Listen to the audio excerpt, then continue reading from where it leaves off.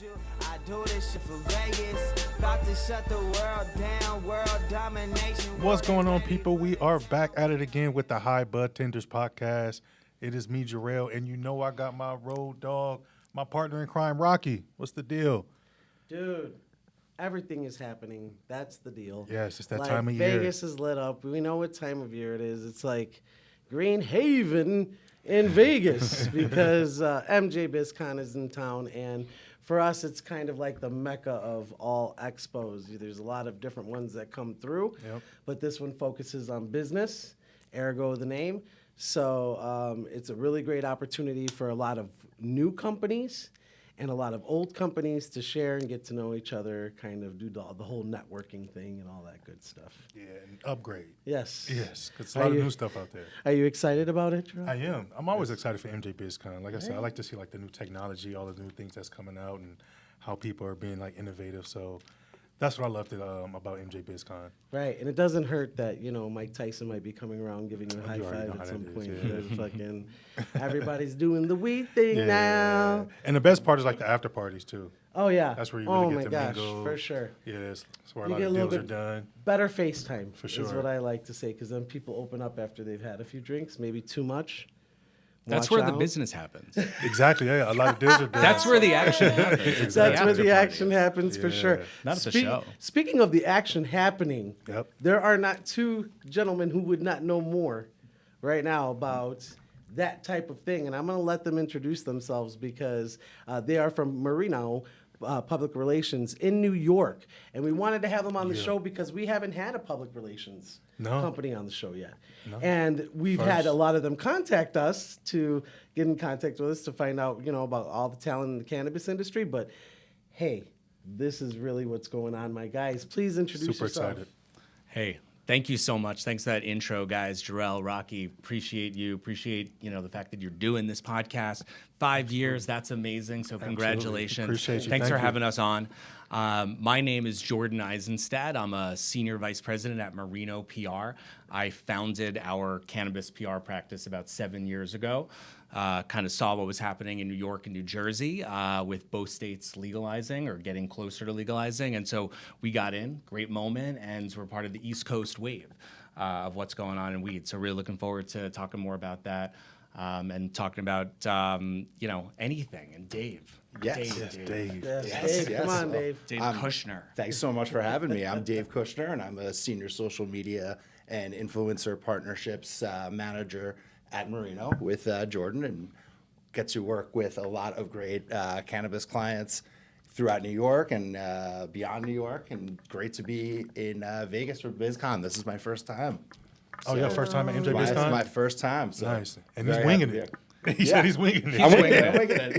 Yeah. What made you guys want to focus on the cannabis industry? Out of Do what all you things? love. Do what you love, right? Okay, there you go. Yeah, Real you know, facts. when I came to Marino about 8 years ago, and you know, in my background, I had worked in government, I had run a nonprofit, I had done digital learning for an Australian company, and then I landed at Marino, this you know, mid-sized kind of old school PR firm, but I saw that it was that it was, you know, family owned, and that there was potential and that we could grow and do some unique things and like flex some muscle.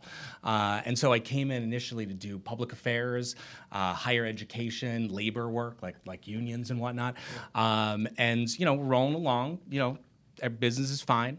And I saw that, you know, New Jersey was going to legalize, and New York, we had our medical program, and I was like, hey guys, like, what if we did weed PR? And they were like, look into it. So I started, you know, I made a chart, and I was like MSOs, and, you know, it was like Curaleaf and GTI, and, you know, I like learned about, you know, terpenes, and started to learn like the nomenclature and whatnot. Yeah. And then after about, you know, a couple of weeks of doing that, we got a call from a guy who used to work at McDonald's, which is one of our longtime clients, and he had just gone to this company called Paleotech, which became Curaleaf. Okay. And so that was actually our first client. And so they were in 5 states at the time, and then they grew to 19.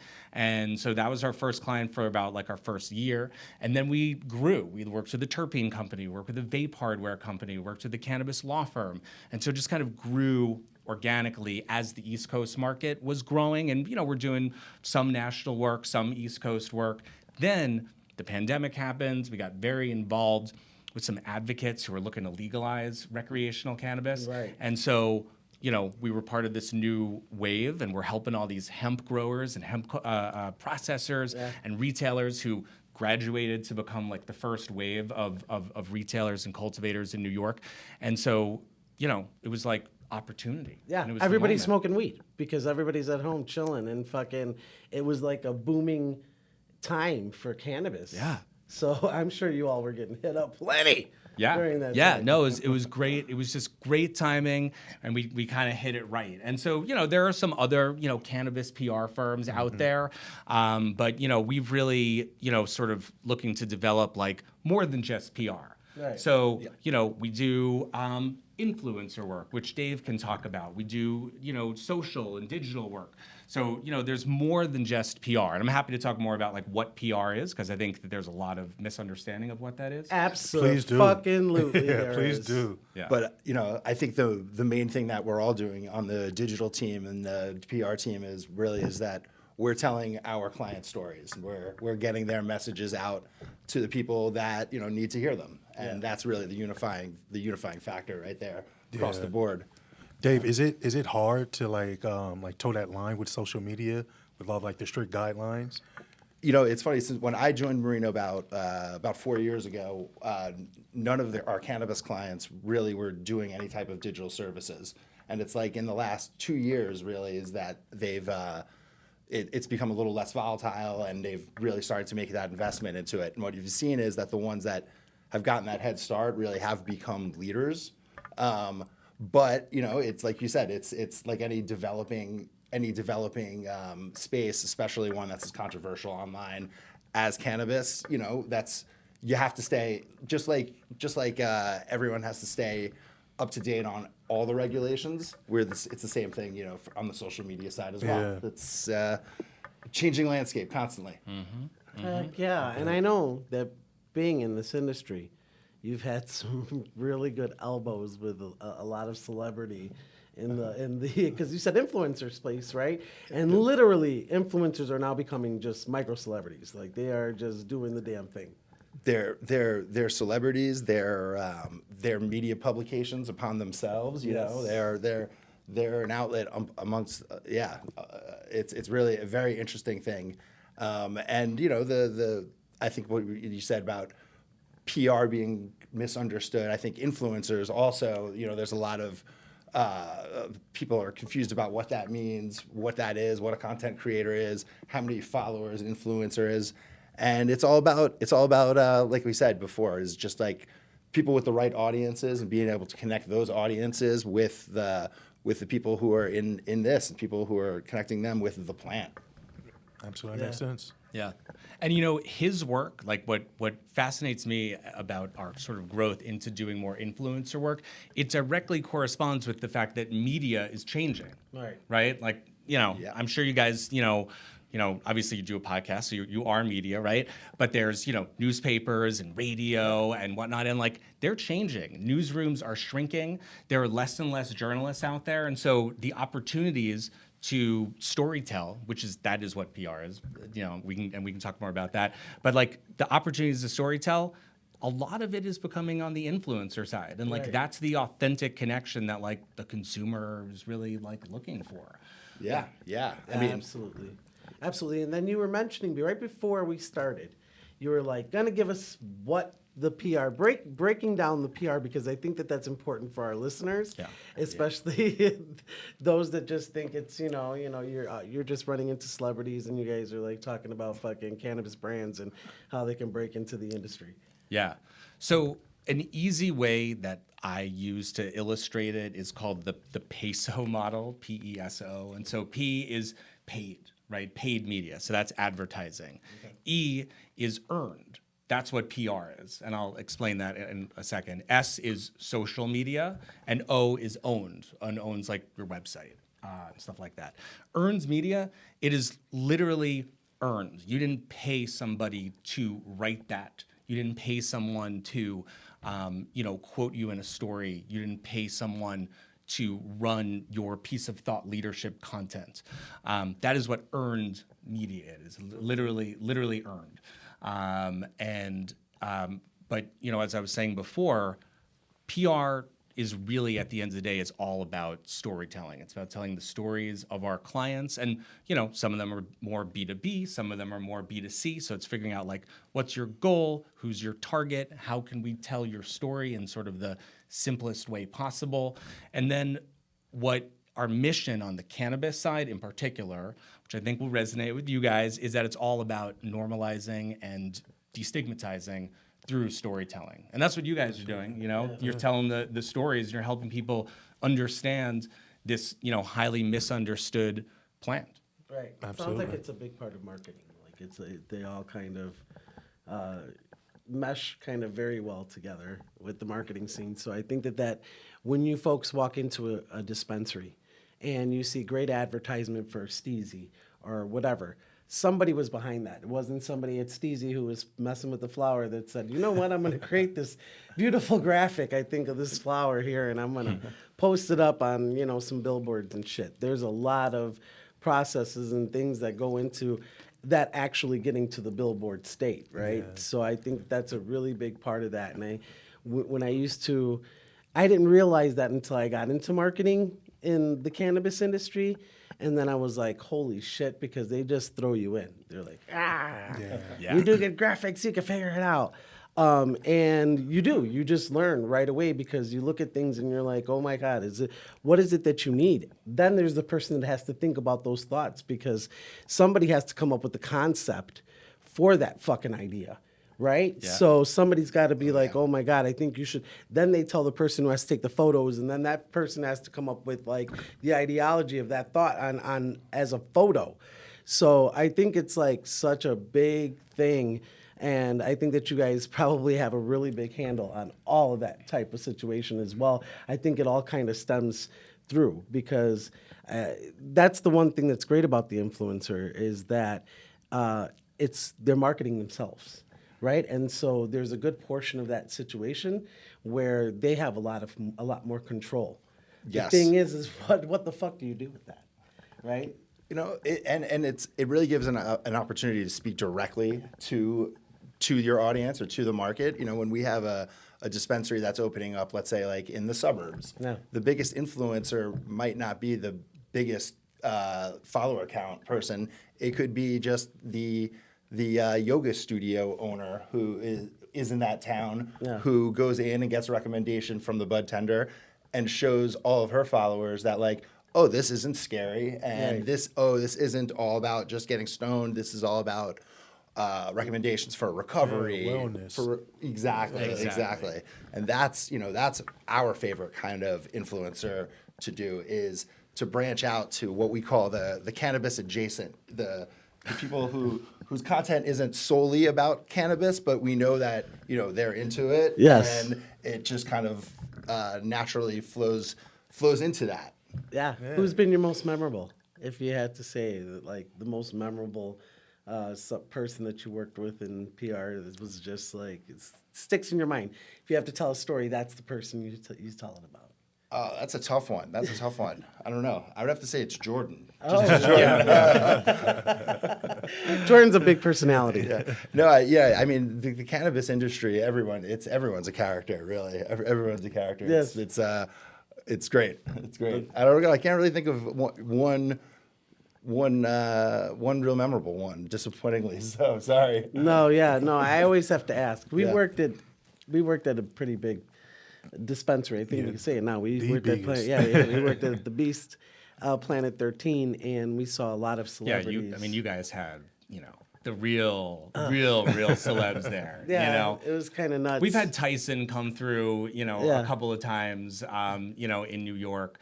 What was it? Who came to the travel agency? It was Amy Sedaris. Oh yeah, came through the travel agency. Yeah. So there've been a few things.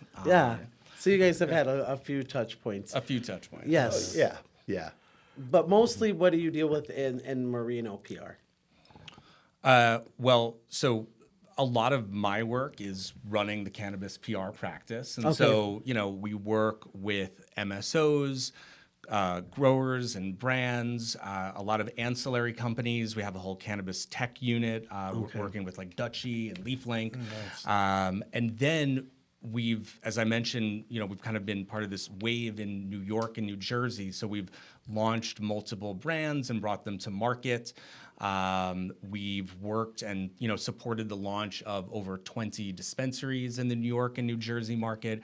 And so like being there on like the ground floor, you know, after all this time, many years working in the industry, it's really gratifying to like see a new market take off. Like I'm not a California guy. I don't have that kind of street cred. I'm just a New York guy. But so I wasn't there when that market launched, or Colorado or whatever. So my vantage point's a little different. But it's been really awesome to watch the market take off. I mean, it's fucked up market.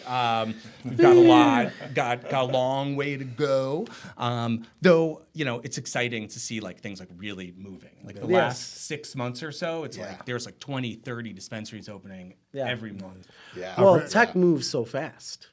So I know with Dutchie, you guys like that is like a complete. We deal with Dutchie. LeafLink. I do Dutchie and LeafLink. Right. And that's ever evolving. Like there's always something new, and something that's like when they do changes, it's like drastic.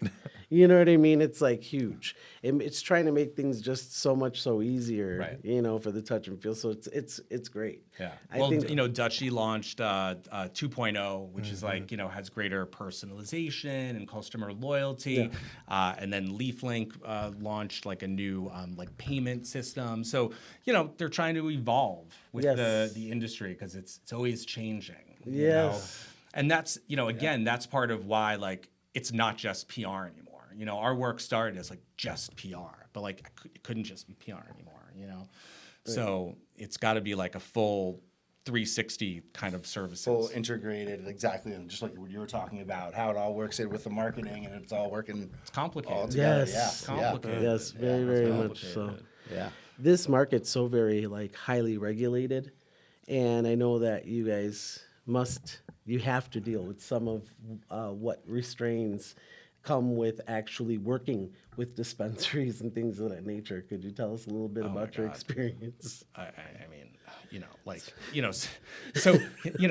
so you guys are used to Nevada with these big sprawling stores, So in New York, we're talking about these small like railroad style stores, and so one rule is that you can't see cannabis from the door, from the street. Because it's all sidewalks, right? So like you can't see cannabis. So like you have to either like frost it or black your windows or put them like behind a curtain or something like that. You can't have like a sandwich board sign outside your store, like every deli and restaurant. You're not allowed to do that. Obviously you're not allowed to advertise through. Most you can't have a billboard. I mean, some do. They just started billboards in New York, right? It's like they're just changing the marketing regs. So like up until now, there was a lot of things that you couldn't do. Like it was wild for me on the way here seeing a Rove ad on top of a top of a everywhere. taxi cab. I was like, wow, Rove? Yeah, wow, that's great. Yeah, we got the digital billboards and everything. Yeah. Yes. We got everything there. Yeah. But then in New York, you can smoke anywhere. That's different out here. Right? Because, you have to be an Isn't illegal that funny? resident. Isn't that or a funny smoking duality, lounge. right? That's crazy. What is the rule here? Because we've been walking around smoking everywhere, so we were like, actually Legally, you have to be in a like, private residence or like one of the smoking lounges. Oh, okay. Yeah. Interesting. Vegas, you're disappointing me. But it's like just don't go blowing smoke in a cop's face or passing joints to babies or anything like that. Yeah, we did it. Stupid shit like that. We did it by You'd be the good. Las Vegas Knights game, so it was okay. You probably smell it everywhere you go, so you're like, man, what, fuck it. I'm going to just light up and see what happens. It's the second whiff you have. You walk out of Vegas, you're like, oh, it really smells not great and like weed. But New York City, you guys got to come check it out. It smells like weed all the time. Yeah. Everywhere you walk, it smells like weed. We had this crazy issue go on after we legalized cannabis. It was Governor Cuomo, and he legalized cannabis, and then he had like the whole controversy happen, and so like 6 months went by where nothing happened, right? And so all these illegal stores started to pop up. Yes. Right? I remember that shit on the news. Thousands of fucking illegal stores, and like a lot of them are still open.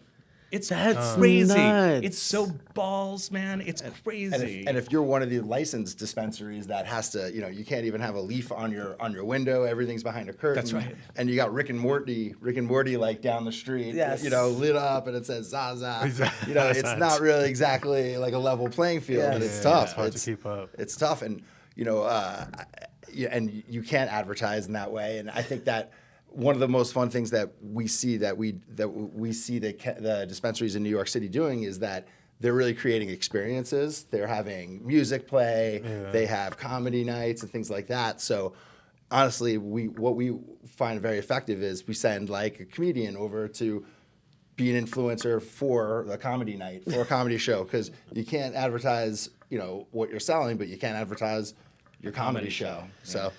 Yes. You got to get creative to show them, what's behind that curtain. Yeah.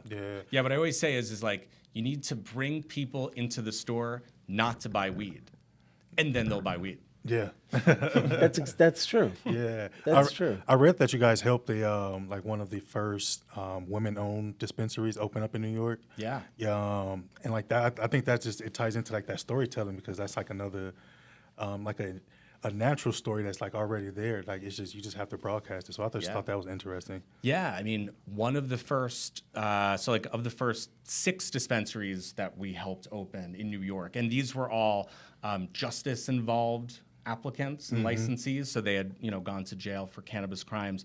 So one of them was Jeremy Rivera,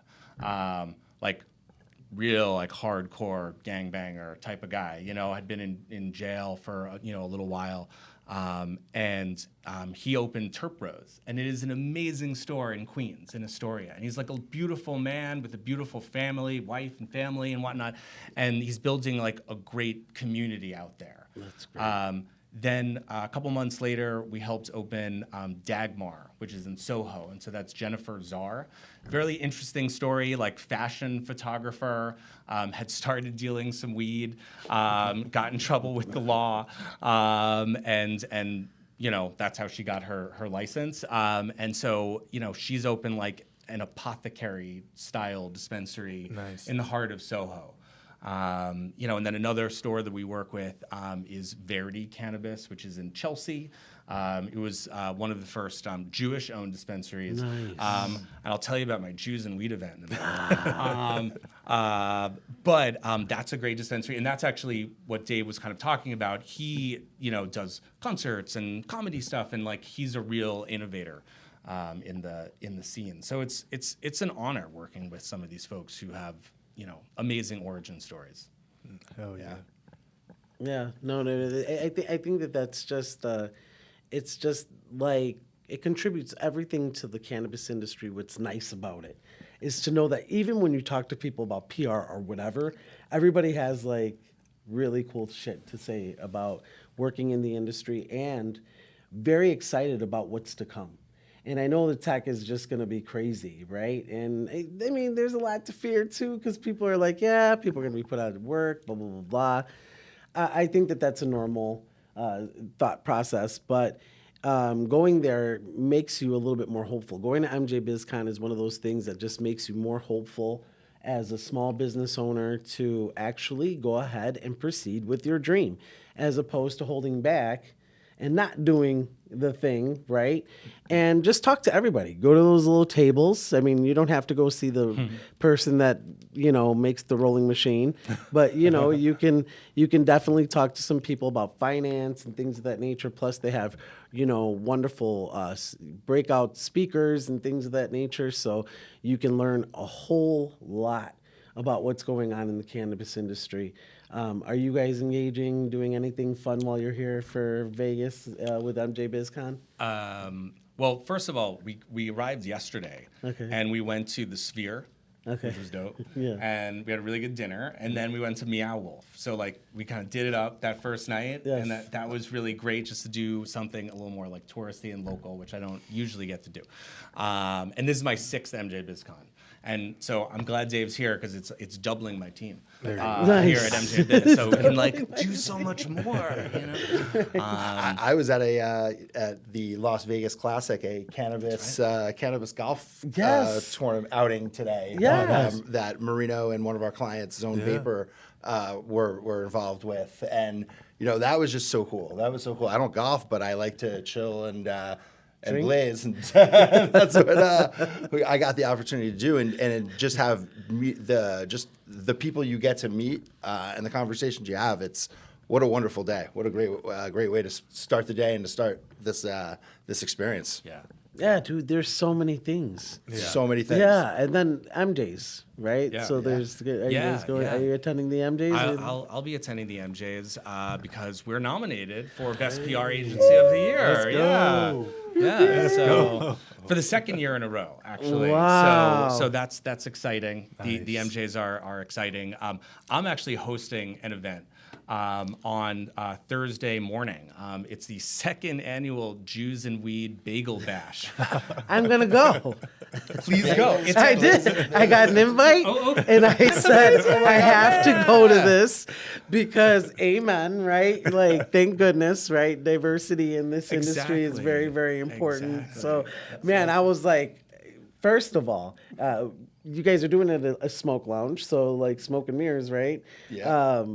Excellent venue to do it. So excited. Yeah. It's going to be, our first one was in a suite at the Cosmo, which was great, but got very crowded. This may get crowded too, but it's exciting. We started the group after October 7th last year. I don't want to get into it, but the horrible attacks in Israel. And so, I just wanted to create some community and like bring people together because like I noticed that there was no Jews and Weed group. There's like lots of other groups for different people in cannabis, but there was not like a Jews and Weed group. So it was nice to bring the community together. And so this is our 2nd event. We did a Hanukkah event. We're doing a Hanukkah event in New York in a couple of weeks. So people seem to really respond to it and dig it. Hell yeah. Yeah. I certainly do. Yeah. I mean, I am Yeah. not Jewish by measure, but I all are literally welcome. yes. All are welcome. Yeah, I am so excited break about bread. it. Yeah, for break sure. bread. Yeah. So it's like, you don't have to be Jewish. You just can't be a hater. Yes, that's it. That's it. Yeah, as long as you don't want Yes, to kill Jewish people. I'm very Well, much a anyway, congratulator by all measure.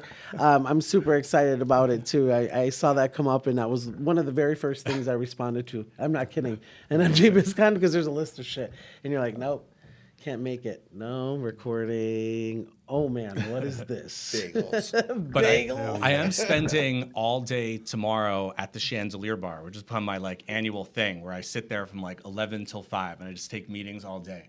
Have you guys been to the Chandelier Yes. Bar during Cannabis Week? It's different. No. No. Oh, No. it's like where That's the where it's at, industry huh? chills. Yeah. Okay. Is it? I never knew that. Look at that. Duly That's noted, some, huh? that's some industry. Well, he's an OG. insight. Yeah, 6 years. Pro tip. 6 years. He know where to go. Yeah, I know I've spent a lot of fucking money at the Chandelier Bar just before any kind of event that happens there. So, yeah, but it's wonderful. I love that. I think that it's a great thing. I think people loosen up more, get them out of there, get them out of that stiff shirt situation, and actually have some good open conversations, about people. How people feel about this industry, how we can evolve the industry. Let's stop bitching about the industry and do what's right for the industry, right? So I think there's a lot of things to do, and there's a lot to be said. When I leave, I know that I always get to pick up something really great from a speaker there. And so you get those speaking events, plus the displays, Dutchie alone. I every time I'm there, I'm like, I try to think how much they spent to pay for that fucking space that they have. I'm like, fucking 30 G's or some shit. And they're like, no, actually it's not. But yeah, I'm super glad to be in this space with you guys. I'm really, really grateful for what you guys bring to the industry. And I think it's really good to get a better understanding of what PR actually means in the cannabis industry. Like, it's not just what people think PR is. There's a lot of different, areas and avenues to that. And I think that, you know, people answer your emails too, because it could be a PR representative wanting to do a PR podcast, and then look at this is what happened. So it's been, you know, it's been a great venture. Getting deep Yes. on cannabis. You PR. guys have done the Sphere. The Sphere, yeah. Yep, you're doing all the checklists for Vegas, all the wonderful things. You did the golfing tournament, so MJs are coming up. We're having some wonderful after party events. That last the MJs after the MJs after party. That's where it's going to be at. Yeah. That is looks- where it's at. That looks good. Yeah. For real. So There's if you're- so many events, though. Yes. I mean, you know, it starts tonight, really. Yes. There's several events that have already started. everybody's exhausted already talking about it. They're like, I mean, I've been here for 24 hours. I'm already exhausted. But yeah, you know, it's a marathon, guys. It's a marathon. Get the second win. Yes. It's a marathon, yeah. especially if you have a booth or something. Oh my gosh. Yeah. Hey, you know, shout out to the people and those doing Totally. Shout out to the people who like build the booths, Yeah, design the booths. To yeah. your point there, I mean, Dutchy but does a very impressive display. Yeah. Some of the joint rolling machines always do the big displays. Oh my god, and- dude! One of the best things I love to. How do I just stand there? My ADHD goes insane. I'm like, I'm gonna watch 50 joints being made right now. No, but I think that's like the fun part too, because on top of like, yes, there's let's get to the meat and potatoes. You know, I'm here to network and, you know, learn how to expand my business, but there's also some really great things to look at and learn and break down in the industry. And if you work in the industry, please do like our friends here and learn a little bit about terpenes, because it's a game changer in the cannabis industry. And I think it's going to like change the way you smoke cannabis. And that's kind of huge once you understand it. I mean, I happen to agree with that, not just from the fact that I've, you know, worked with clients in the space, but, you know, there's such a focus on potency. I mean, you guys know this, right? Yeah. There's such a focus on potency, and it's not all about potency. It's about, like, the minor cannabinoids. It's about the terpenes, and we're only just beginning to understand that. I mean, you know, I spend a lot of my time talking about rescheduling. I don't know if you guys, you know, chat about that much these days. But, you know, if we reschedule, then there'll be research, and we can finally learn more about this plant. Research and resources. There'll be more resources. Yes. You know what I mean? Yep. Better, more efficient. People are able to, you know, utilize all those billions of dollars worth of equipment to learn more about this plant, which I think is going to be the absolute game changer for healthcare, period. And I think it's going to be just a really great thing. And that's when you guys are going to be like, "Bah, Marino PR. Have I got a story for you? Oh man, you guys, we appreciate you guys hopping on with us. Thank you. This has been amazing, a pleasure. But before we let you go, we have to know if me and Rocky come to New York, what's the one strain that we have to find and smoke? Like, what's your go-to I mean, or brand? I mean, you know, Diesel, New York. yeah, I was going to say the sour D. Yeah, you know, okay. if you're, you know, Typical that's New York. New York. Yeah, just gotta go. But what I would say is that New York's having a lot of really cool product innovation. I'll highlight one of our clients, Heirloom. They're built on a company that's an upstate New York apple orchard. They make ciders. They have a distillery, and they started growing hemp. And now they have all these cannabis products, and they focus a lot on beverages. And so they make some of the tastiest cannabis beverages. Really good. And I think that New York and beverages are like very synonymous. And you know, we could do a whole episode on the future of cannabis beverages because I'm real bullish on it, and I think that like there's a big opportunity there. I know they haven't, you know, really found their place yet, but I think in New York they might. So when you come to New York, try a beverage. Okay. Try a beverage. Hell yeah. Watch after a few months of having the beverages and stuff in New York, people are going to be talking about like nano emulsification. Like, was this nano emulsified? Yeah. Am I going to get high in 5 seconds or not? No, but I think that that's great. Like, I think that that's one thing about New York is that the innovative part of New York is always going to be there.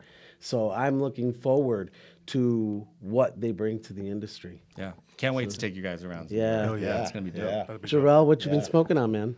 Some Cap Junkie. Cap Junkie? Yeah, from Edison. Yeah. Yeah, that's one of my go-tos. I love right Cap now. Junkie. I love Cap Junkie. Yeah, you said that shit, and I was like, yes, sir. Sounds like we're gonna get some cap. Yes. Where's the Cap Junkie? We were smoking What you been smoking on, Rocky? Kush Mints Okay. from Circle S Farms. That's what we just smoked just now. Yes, Okay. they know how to do it right. I feel like I think they did a really good job. They actually made me stupid for a little hot minute there. I was like, oh my goodness, very nice. But He pulled it together well. thank you. Really great stuff. If you guys get a chance, stop at Canistars. They have some really good Circle S Farms there. We want to thank you guys for being on the show for sure. If anybody wants to learn more about how they can get involved with Marino PR, how do they reach out? Well, you can visit our website, marinopr.com. You can email at cannabis@marinopr.com, and I will get that. And then Yeah, and you can find us on LinkedIn at Marino PR also. You can find us on LinkedIn there and on Instagram, Marino PR. We keep it real consistent. On LinkedIn, you can find me. I'm David Kushner, but on Instagram, I'm Dave.Kush, Kush. Yeah. Hell yeah. Excellent. We are always at High Budtenders at all things social media. You can find us there always. You can also go to www.highbudtenders.com to check us out online. We have the podcast there. You can pick up some really great merchandise online. We have some really great sponsorships we're working with, so you want to check those out, especially for the holiday season.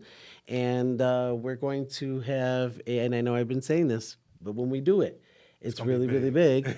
We're doing a really big giveaway right before Christmas, and that'll run through right through Christmas, and then we'll pick our winner on Christmas Day and let you guys know who the winner of that will be. We want to thank you folks for listening and watching.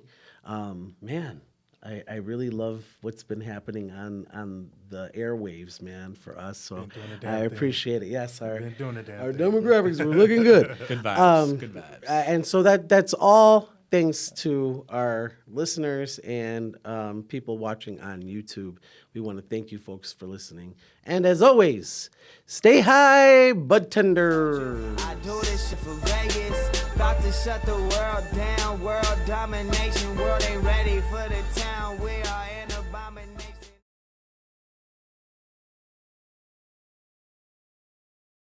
What's up, people? This is Rocky from the High Budtenders Potcast, and we are here with Harrison Bart from the Cone Bar and Custom Cones USA.com at the MJBizCon right now. It's very, very popping.